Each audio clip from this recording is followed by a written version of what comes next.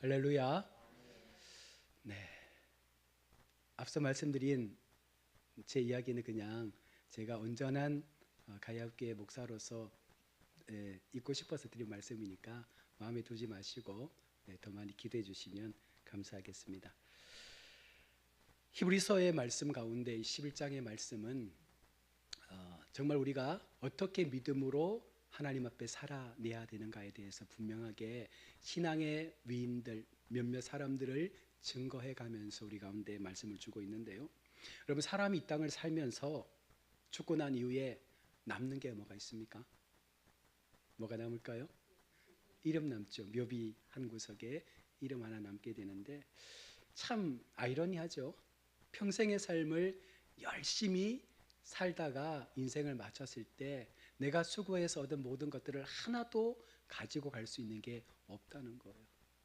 다 사라지고 심지어 우리 육체마저도 흙으로 돌아갈 수밖에 없는 연약한 모습이죠. 자, 그런데 그럼에도 우리가 남길 수 있는 것이 있다는 거죠. 바로 이름입니다. 이름은 누군가에게 어쩌면 세상이 끝날 날까지 기억될 수 있는 이름이 될 수도 있습니다. 그래서 어떻게 기억되느냐에 따라서 그 이름은 참으로 복되고 귀한 이름이 될 수가 있고, 한편으로는 저주의 이름이 될 수도 있습니다. 더구나 그 이름은요, 단순한 업적이나 어떤 성공의 어떤 그런 이름으로 기억되는 것이 아니라 오늘 히브리서의 말씀에 등장하는 사람들은요, 어떤 이름입니까? 믿음으로 살았던 삶의 이름으로 기억된다는 것이죠. 그것은 바로 하나님 앞에 가장 영광스러운 증거라고 말할 수 있습니다. 여기에는요, 목적이 분명한 것입니다. 우리가 삶을 살아가면서 내가 어떻게 살아야 할까에 대한 목적이 하나님을 위한 목적이라고 우리가 딱 규정해 놓으면 그 모든 삶을 하나님 앞에 우리가 맞추면서 살아가는 거예요. 그래서 그 인생을 마쳤을 때 하나님께서 우리가 살아왔던 하나님을 위한 삶의 목적이 분명하기에 그 이름을 하나님 앞에 영광스럽게 기억되도록 해주신다는 것입니다. 바로 히브리서 11장은요, 바로 그런 사람들의 이름을 기록하고 있는데 하나님께서 이렇게 말씀합니다. 이 사람들은 어떻게 살았다? 믿음으로 살았다라고 딱 한마디로 말씀하시는 거예요. 다른 것들을 평가하지 않았습니다. 한마디 평가, 그들은 믿음으로 살았다라고 말씀합니다. 이 명단의 이름이 남아있다는 것은 그들이 완벽한 삶을 살았다는 것을 말하는 것도 아니고 그저 하나님 앞에 믿음으로 하나님을 붙잡는 삶을 살았기에 오늘 히브리서 기자는 그렇게 그 사람들의 이름을 기록하고 있는 것입니다. 오늘 본문에 보면 이 구약시대 사람들의 믿음을 두 부류로 나눌 수 있는데, 하나는 이름과 함께 그들의 이야기가 비교적 상세하게 기록된 이름들이 있고, 또 한편에 두 번째, 이름만 간략하게 언급되거나 이름조차 없이 믿음의 행위만 묘사된 그런 사람들도 있다는 거예요. 그러나 여러분, 여기서 중요한 것은 한 가지밖에 없습니다. 이름이 크게 드러나던 이름이 소리 없이 조용히 지나가던 그들에게는요, 하나님의 평가는 하나였습니다. 믿음으로 살았다는 것. 어쩌면 이것이 오늘 우리에게도 동일한 어떤 기준으로 하나님께서 평가하는 삶이 되지 않겠습니까? 저와 여러분들을 하나님께서 돌아보실 때, 우리 인생의 처음과 출발을 결정하실 때 너희가 어떻게 살았느냐, 아마 하나님은 그것을 우리 가운데 물으실 거예요. 그러면서 오늘 히브리서 기자는 우리가 읽은 본문 속에서 4명의 사람을 언급합니다. 아벨과 에녹과 노아와 아브라함입니다. 그래서 이 사람들이 어떻게 살았을 때 하나님께서 기뻐하는 믿음이 되었는지를 오늘 이 4명의 사람들을 통해서 함께 우리 찾아가 볼 수 있기를 원합니다. 먼저 첫 번째 사람은 아벨인데요, 아벨을 이제 가장 먼저 믿음의 예로 든 이유가 있습니다. 그냥 단순하게 하나님께서 아벨을 가장 먼저 믿음의 기록에 세운 것이 아닙니다. 말씀을 보시면 믿음의 출발은 언제나 예배에서 출발한다는 것을 보여주는 말씀이죠. 아벨은 믿음으로 가인보다 더 나은 제사를 드렸다. 하나님께서 우리의 어떤 믿음을 평가하실 때 그 평가의 가장 첫 번째가 무엇입니까? 너희가 하나님 앞에 어떤 예배를 드렸나를 보는 거죠. 핵심은 더 나은이라는 표현이에요. 오늘 단어가 하나님 앞에 가인보다 더 나은 예배를 드렸다. 아벨의 제사가 가인의 제사보다 양이 많아서도 아니고 그 예물이 고기였기 때문에, 양이었기 때문에도 아니었습니다. 그리고 특별한 정성이 더 들어가서여도 아닙니다. 차이는 믿음에 있었습니다. 어떤 믿음입니까? 아벨은 양떼의 첫 새끼와 그 기름을 드렸다라고 말씀하고 있습니다. 이것은 단순한 한 해의 농사를 감사함으로 드리는 절기의 제사가 아니라 피 흘림이 없이는 죄삼이 없다라고 하는, 바로 하나님께서 우리의 죄의 속량의 값이 바로 피 흘림이라는 것을 알고 진짜 하나님이 원하는 속죄의 제사를 드렸기 때문에 하나님은 아벨의 제사를 받으신 거예요. 반면 가인은 제사를 드렸습니다. 그럼 어떻게 드렸습니까? 자기 방식대로, 자기 생각대로 드린 거예요. 그는 하나님께 나아가되 죄에 대한 인식이 없었습니다. 하나님의 방법이 아니라 자기의 자유로 하나님 앞에 그것을 드린 거죠. 값진 것 드렸습니다. 농사지어 가장 귀한 것 드렸습니다. 그러나 가인의 마음 가운데는요, 진짜 믿음에 근거한 예배가 없었다는 거예요. 이 사실은 우리에게 중요한 교훈을 주게 되는데, 사람을 하나님 앞에 영광스럽게 하는 것은요, 우리가 하나님 앞에 우리 삶을 영광스럽게 하는 것은 출생도 아니고, 출생의 순서도 아니고, 외적인 조건도 아니고, 뭐예요? 오직 하나님의 은혜를 우리가 어떤 믿음으로 받아들일 수 있느냐를 본다는 거죠. 그러니까 우리가 지금 현재 가지고 있는 어떤 출신 성분, 빈부의 격차, 아니면 학적인 지식들, 이런 것들이 평가가 되는 것이 아니라 너희가 하나님의 은혜를 과연 어떠한 믿음을 가지고 너희가 온전히 그것을 받아들이고 있냐라는 것을 지금 말씀하고 있는 것입니다. 아벨은 그 믿음 때문에 무엇을 얻었습니까? 오늘 성경에 보시면 의롭다 하는 증거를 받은 거예요. 하나님께서 그의 제사를 받으심으로 그의 인격과 삶이 의롭다라고 하나님께서 아벨을 칭찬해 주신다는 거죠. 누가 과연 우리를 의롭다 말할 수 있겠습니까? 로마서 기자는 우리 모두가 죄인이라 말하는데, 세상에 의는 하나도 없다고 말하는데, 하나님께서 그렇게 믿음으로 우리의 삶을 하나님 앞에 은혜로 살아간 아벨을 의롭다라고 말씀해 주는 것입니다. 그리고 성경은 이렇게 말합니다. 그는 죽었으나 믿음으로써 오히려 말하느니라. 아벨은 말 한마디 남기지 않았지만 그의 삶은 지금도 여전히 우리의 삶 속에서 회자되고 기억되고 있는 거예요. 타락한 인간도 하나님께 나아갈 수 있다는 소망, 그리고 하나님은 자기 백성의 고난을 결코 외면하지 않는다라는 그 진리를 아벨을 통해서 우리 가운데 분명하게 보여주고 있는 것입니다. 두 번째 인물은 에녹인데요, 에녹에 대해서도 길게 오늘 성경은 기록하지 않습니다. 그러나 그에 대해서 한 문장으로 말씀하는데 너무나 강력한 말씀이죠. 에녹은 하나님과 동행하더니 하나님이 그를 데려가심으로 세상에 있지 아니하였더라. 이 본문에는 세 가지의 어떤 의미를 우리 가운데 전달해 줍니다. 먼저는 에녹은 하나님과 동행했다는 것입니다. 이 동행이라는 단어에 우리가 이 포커스를 맞춰야 되는데, 믿음은 단순한 어떤 우리 개인의 신념이 아니고 방향을 의미하는 거예요. 믿음이라는 것은 그 방향을 누구와 함께 그 길을 걸어가느냐, 하나님은 지금 그것을 우리 가운데 묻고 있는 것입니다. 저와 여러분들이 믿음 생활을 한다는 것은 그 믿음 생활의 동행이 누구냐는 거예요. 여러분, 누구와 동행하십니까? 우리 권사님, 장로님과 동행하십니까? 우리의 믿음의 동행은 물론 가족이 되고 우리 이웃이 될 수 있지만 진정한 동행은 하나님이 되어야 된다는 거예요. 그 하나님께서 우리의 삶의 동행이 되어주면 여러분, 우리가 어떤 형편에 있어도 그 삶 자체는 안전할 수밖에 없는 것입니다. 두 번째, 이 에녹은요, 죽음을 보지 않고 옮김을 받았습니다. 이것은 달리 말하면 그의 공로가 아니라 하나님의 친밀한 관계 속에서 하나님의 은혜로 그는 하나님의 나라에 이르게 된 것이죠. 결국은 우리가 예수 그리스도의 은혜로만이 하나님 나라에 갈 수 있다는 사실을 보여주는 거예요. 하나님의 동행을 통해서 하나님의 은혜가 우리 가운데 임하면 우리는 하나님 나라에 임하게 되는 것입니다. 세 번째는 그는 옮겨지기 전에 뭐라고 말씀합니까? 하나님을 기쁘시게 하는 자라는 증거를 받았다고 말합니다. 여러분, 여기에서 우리가 기억해야 되는 게 뭐냐면 우리의 믿음에서 뭐가 나타나야 되는 거예요? 하나님을 기쁘시게 하는 증거가 나타나야 된다는 거예요. 그래서 히브리서 11장 6절은요, 이 모든 것을 한 번에 정리합니다. 믿음이 없이는 하나님을 기쁘시게 하지 못한다.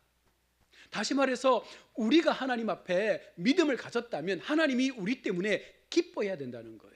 여러분 한번 생각해 보십시오. 나의 삶을 통해서, 나의 믿음의 삶을 통해서 하나님이 지금 기뻐하고 있습니까? 우리의 삶을 통해서 하나님이 기뻐하시면 여러분 우리는 정말 믿음의 삶을 살고 있는 거예요. 믿음 없이는 하나님을 기쁘시게 못하기 때문에 그 믿음이 있는 것은 하나님을 기쁘시게 할 수 있죠. 그래서 우리로 인해서 하나님이 기뻐함을 받는다는 것은 정말 우리가 믿음의 삶을 잘 살아내고 있는 것입니다. 하나님과 동행하는 삶, 하나님을 기쁘시게 하는 삶은 종교적 행위에 많고 적음이 아니라 바로 믿음의 문제라고 결론을 짓는 것이죠. 그리고 이 믿음은 부지런히 하나님을 찾는 삶으로 나타난다는 거예요. 계속해서 하나님께서 말씀하시는 그 믿음의 방향을 통해서 하나님을 찾아 계속 가는 거예요. 언제까지? 우리가 인생을 마칠 때까지. 그리고 이 믿음은 부지런히 여러분이 하나님을 찾을 때에 그 찾는 사람은 결코 그 수고가 헛되지 않게 됨을 약속하고 있습니다. 하나님은 자기를 찾는 자에게 무엇을 주시는 분이에요? 상 주시는 분이라 말씀하잖아요. 여러분 그 상이 무엇인지 우리가 알지 못합니다. 어떤 상이 우리 가운데 임할지도 몰라요. 그러나 정말 명확한 것은 그렇게 우리가 하나님을 위해서 살아가다 보면 반드시 하나님께서 주시는 상이 있다는 거예요. 세 번째 인물은 노아입니다. 노아는 그 믿음이 매우 현실적이고 구체적인 믿음으로 오늘 말씀에 등장하죠. 그 믿음의 출발은 아직 보이지 않는 일에 대한 하나님의 경고로부터 노아의 믿음은 출발했습니다. 하나님은 언제나 심판 전에 우리에게 경고를 하시거든요. 그러나 그 경고를 가볍게 여기는 자는 더 큰 심판을 받게 됩니다. 노아는 하나님의 말씀을 경외함으로 받았다라고 성경은 말씀해요. 그 마음을, 그 하나님의 말씀을 두렵고 떨림으로 받았다는 거예요.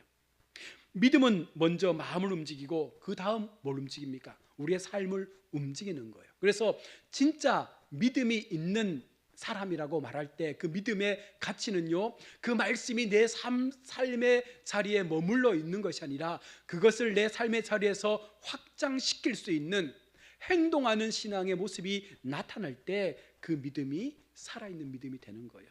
노아는 두려움 속에서 방주를 만들기 시작합니다.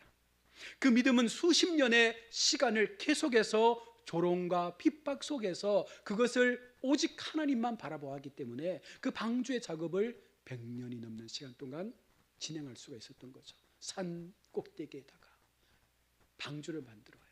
여러분 그 당시의 사람들은 하늘에서 비가 내린다는 것을 이해하지 못했어요. 왜 그랬을까요? 한 번도 하늘에서 비가 오지 않았거든요. 그러니 노아가 하는 말을 들으면 미친 사람 아니겠어요? 하늘에서 비가 온다고? 땅에서 물이 솟아난다고? 말이 안 되는 거예요. 그러나 노아는 그것을 믿었다는 것입니다. 그 결과 노아가 얻은 것이 무엇입니까? 자신의 가족이 구원받은 거예요. 여러분 내가 잘 믿어야 됩니다. 한 사람의 믿음이 중심 가운데 분명하게 세워질 때 그 가족의 구원도 이룰 수 있는 거예요. 또한 그의 삶은 세상을 정죄하는 증거가 되었습니다. 노아는 말로 세상을 정죄하지 않았어요. 노아는 거룩한 순종의 삶을 통해서 세상이 심판받도록 한 거예요. 열심히 방주를 지으며 하나님의 말씀에 순종했을 때 하나님의 심판의 때가 임하고 모든 인류가 멸망당하는 증거를 노아를 통해서 드러낸 것입니다. 그리고 세 번째, 그는 믿음을 쫓는 의의 후사가 된 거죠. 모든 인류가 전멸하고 이제는 노아를 통해서 새로운 신인류가 다시금 이 땅 가운데 지금까지 세워져 왔다는 거죠. 네 번째 사람은 아브라함입니다. 히브리서 기자는 아브라함에게 가장 많은 이 본문의 지면을 할애하고 있습니다. 그만큼 그 믿음이 대표적인 믿음이기도 하고 아브라함의 믿음을 우리가 너무나 잘 알고 있기 때문이기도 합니다. 아브라함의 믿음의 근거가 무엇입니까? 아브라함은요, 하나님께서 불러주신 그 부르심과 약속에 근거한 믿음을 갖고 살았던 사람입니다. 그는 갈 바를 알지 못했지만 뭐 했어요? 말씀을 듣고 떠난 거예요. 목적지가 정해지지 않았습니다. 어디로 가야 할지도 모릅니다. 단순하게 하나님께서 떠나라 했을 때 자신이 평생 동안 머물렀던 그 땅을 떠나서 갈 바를 알지 못한 채 움직이기 시작한 거예요. 여러분, 이게 광야의 여정이잖아요. 광야에서 우리가 길을 찾을 수 있습니까? 없어요. 그러나 떠나면 하나님이 구름 기둥과 불 기둥으로 우리의 길들을 예비해 주는 것입니다. 이는 무마함이 아니라 자기를 인도하시는 분이 누구인지 알 때 가능한 거예요. 여러분, 우리가 하나님 앞에 노아가 이 아브라함 같은 믿음을 가지고 우리에게 우리의 삶에서 떠나라, 우리의 손에 쥔 것을 놓아라, 너희의 인생 가운데 가장 너희가 붙잡고 있었던 그 모든 것들을 놓고 나를 위해서 그 길을 떠나라고 하면 여러분 떠날 수 있겠어요? 우리가 말씀 속에서 그냥 이렇게 읽으니까 아, 떠났구나 하지만 우리에게 만약 이 말씀이 적용되어지면 쉽게 선택하지 못합니다. 다 두고 떠나는 거예요. 다 가지고 떠나는 게 아니라 필요한 것들만 챙겨서 가족들과 함께 그냥 그 여정을 떠나는 거예요. 내가 지금까지 쌓아놓았던 모든 것들을 이 자리에 내버려 두고 떠나는 거예요. 여러분, 그 선택이 쉽겠습니까? 어려운 거예요. 그래서 아브라함은 하나님의 약속의 신실함을 붙잡았기 때문에 그 믿음을 칭찬받고 있는 것입니다. 그는 약속의 땅에 거했지만 나그네처럼 살아갑니다. 장막에 거하며 이 땅이 최종 목적지가 아님을 그는 기억하며 살아간 것이요. 그의 믿음의 어떤 그 힘듦을 지탱해 줬던 것이 무엇입니까? 바로 하나님이 경영하시고 지으실 터가 있는 성이 있다는 거예요. 그 성에 언젠가는 내가 하나님의 약속대로 들어갈 수 있다라는 그 말씀의 약속을 신실하게 믿었기 때문에, 바라보았기 때문에 아브라함은 하나님 앞에 믿음의 사람이라 인정받는 거죠. 아브라함은 이 땅이 안전한 땅이 아니라 장차 하나님께서 말씀하시는 그 하늘의 토성 천국에서의 삶을 소망하며 살았습니다. 그 소망이 아브라함을 순종하도록 만들어준 거예요. 그래서 여러분, 우리가 매번 말씀드리지만 하늘의 소망과 이 땅의 소망을 두고 우리가 비교했을 때 하늘의 소망이 더 크다라고 믿는 사람은 이 땅의 소망에 대해서 마음을 비울 수 있어요. 그런데 우리가 하나님을 믿으면서도 눈에 보이지 않는 하늘의 소망이 더 크다는 것을 인식하지 못하거나 믿지 못하거나 그것을 순종으로 받아들이지 못하면 여전히 세상에 놓여 있는 것에 대해서 우리의 마음을 둘 수밖에 없잖아요. 여기가 더 큰 걸 알면 여기는 작아 보일 수밖에 없는데 여전히 여기가 더 크게 보인다는 것은 보이지 않는 하나님 나라의 약속이 내 마음 가운데 진정한 믿음으로 고백되지 않는다는 것입니다.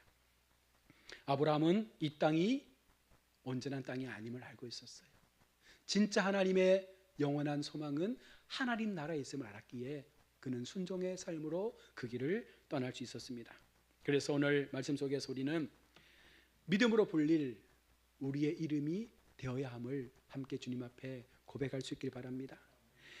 히브리서 11장의 사람들은 완벽해서 그 이름을 부여받은 것이 아니라 그들은 믿음으로 예배했고 믿음으로 동행했고 믿음으로 순종했고 믿음으로 하나님 나라를 기다렸기 때문에 주님 앞에 믿음의 사람이라 기록된 것입니다. 하나님은 오늘도 믿음으로 불릴 이름을 우리 속에서 찾고 있습니다. 우리의 이름이 세상에서 크게 불리지 않아도 괜찮습니다. 세상 사람들이 나의 이름을 알아주지 않아도 괜찮습니다. 제가 말했잖아요. 다른 교회 장로님 권사님들이 제 이름을 불러주는 것보다는 우리 교회 성도들이 제 이름 불러주는 게 훨씬 저에게는 행복한 거예요. 하나님 입장도 똑같지 않겠습니까? 하나님의 사람들, 믿음의 사람들, 하나님이 우리를 택하시고 부르셨는데 그 믿음의 사람들이 하나님의 이름을 부르면서 하나님을 높여서 우리 모두가 하나님의 그 거룩함 속에 이름으로 기억되어지는 삶을 사는 것을 하나님은 원하신다는 것입니다. 하나님 앞에 믿음으로 살았던 사람 여러분, 그렇게 우리가 우리 인생의 삶의 마지막을 남길 수 있길 바랍니다.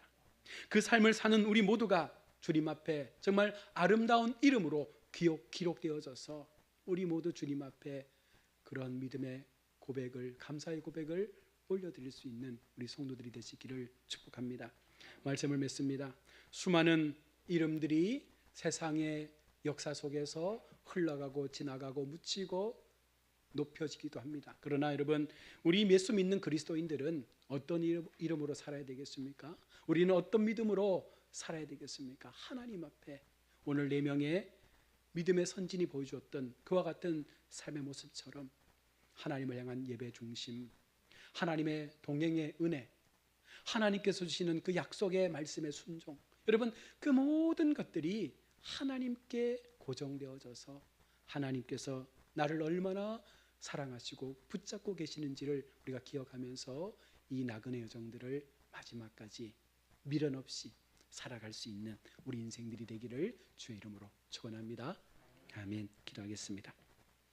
하나님 은혜를 감사합니다. 오늘도 오 시간 주님 앞에 귀한 말씀을 나눕니다. 하나님, 우리가 하나님 앞에 거룩한 성도로 부름 받았을 때 그 거룩한 부르심이 그냥 부르심으로 끝나는 것이 아니라 그 부르심 이후에 우리가 어떤 믿음으로 살았느냐에 따라서 마지막 주님 앞에 어떤 이름으로 기억될지가 결정되어짐을 우리는 알고 있습니다.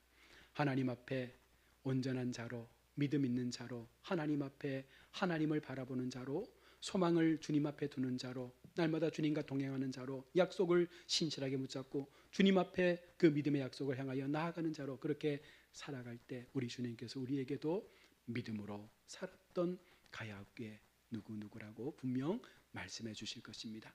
우리 모두가 이와 같은 하나님을 향한 순종의 믿음을 통해서 마지막 걸음걸음까지 하나님의 기쁨이 될 수 있는 참 믿음으로 주님을 기쁘시게 할 수 있는 우리가 되게 하여 주옵소서.